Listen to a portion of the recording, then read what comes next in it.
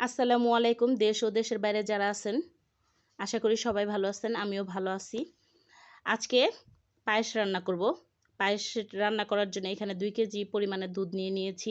আজকের পায়েসটা হবে কাউনের চাউলের পায়েস। এই দেখতেই পাচ্ছেন আপনারা, এগুলো হচ্ছে কাউনের চাউল। কাউনের চাউলটা আমি টঙ্গী বাজার থেকে কিনে নিয়ে এসেছি। সচরাচর এটা পাওয়া যায় না। এখানে চিনি রেখেছি, আর এটার সাথে অ্যাড করব গুড়। এটা হচ্ছে খেজুরের গুড়। আর এখানে দারচিনি এলাচ দিয়ে দিব। এগুলো সমস্ত সব উপকরণ একসাথে রেখে নিয়ে নিয়েছি। এখন চুলাটা জ্বালিয়ে দিব। চুলাটাকে জ্বালিয়ে নিয়েছি।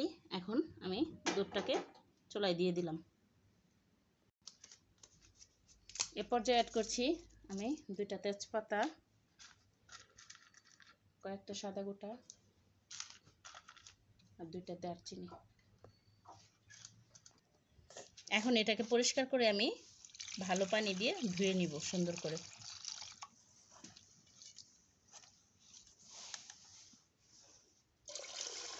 ভালো করে পানিটাকে আমি ছেঁকে নিচ্ছি। এ পর্যায়ে পরিষ্কার করে ধুয়ে নেওয়া কাউনের চাউলগুলো আমি দুধে অ্যাড করব। দুধের সাথে সাথে দিয়ে দিতে হবে, কারণ এগুলো ফুটতে একটু দেরি হয়। এগুলো ইয়ার মতো না, শ্যামার মতো না। এগুলো হচ্ছে ভাতের যেরকম পায়েস রান্না করা হয় চাউলের, এরকমই আর কি। এটা একটা ভাতের চাউলের মতোই, এটাকে বলা হয় কাউনের চাউল। দিয়ে দিচ্ছি স্বাদ মতো লবণ।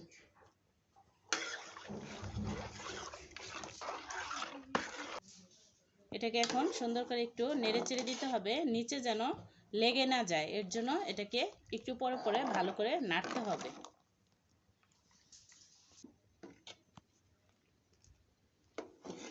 দেখতেই পাচ্ছেন মোটামুটিভাবে এটা আমার চাউলটা ফুটে উঠেছে। এখন এই পর্যায়ে অ্যাড করব আমি চিনি এবং রেখে দিয়েছি যে ঢিমা গুড়। দিয়ে দিলাম চিনি। চিনি যে যেরকম মিষ্টি খান সেরকম দেবেন। আমাদের বাসায় একটু মিষ্টি বেশি খায়, এর জন্য চিনিটা বেশি পরিমাণে বেশি দিলাম। আর দিয়ে দিচ্ছি 4টা ঢিমা গুড়। এরপর ভালো করে নেড়ে চেড়ে মিশিয়ে নিব। খেজুরের গুড়, খেজুরের গুড়।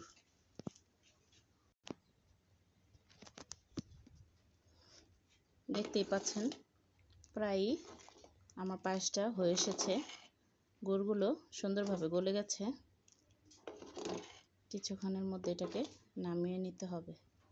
চাউলগুলো ভালো করে ফুটে উঠেছে, আর একটু হবে। আমার পায়েসটা হয়ে গেছে। এ পর্যায়ে আমি চুলাটা অফ করে দিব। দেখতেই পাচ্ছেন খুব সুন্দরভাবে। কালারটার জন্যই আমি গুড়টা এখানে দিয়েছি, যাতে কালারটা সুন্দর আসে।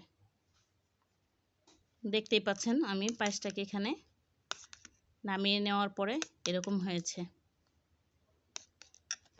যদি আমার আরও নতুন নতুন ভিডিও পেতে চান, তাহলে লাইক, কমেন্টস, শেয়ার এবং কি সাবস্ক্রাইব করে আমার পাশে থাকবেন আপনারা।